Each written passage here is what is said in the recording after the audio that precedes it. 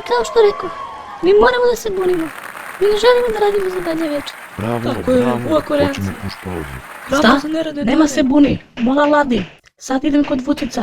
I garantujem vam, braći investitori, ja vam dajem puno pravo da radite šta god hoćete s ovim radnicima. Razumemo, gospodine Plemijelu. Gdje su ladnici?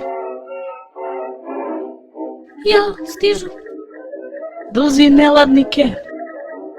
Jao, u pomoć. Stižu. Valjda ću da imam dovoljno vremena da se ispišem dok ne stignu. Ne mogu stvarno više u pelene.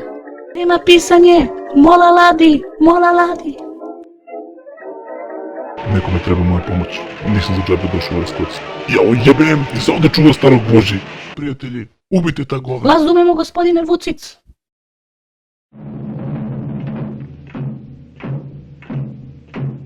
Po nalogu Plemijela Vucica, a u ime budućih investicija, osuđujemo vas za smrt.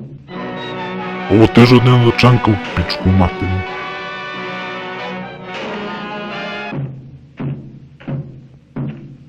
Jel možete bar da mi skinete ove pelene? Ne. Jebite se. Stani ble. Nisani.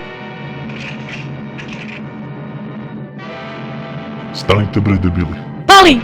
Primam metke ko Nikolić naš olimpica. Sad te kolemo ko kuce. Jao, A sada ću da vas rasturim kod Dinkić akcije. jao, a, jao. Jao, racepi nas. Jao, padamo ko čunjevi. Begamo odavde. Boli. Gospođo, kako se osjećate kao jedna od najvećih žrtava mobinga na ovim prostorima? Ma misliš da me mnogo zabole za to sad? Važno da će da me slikate za kurir.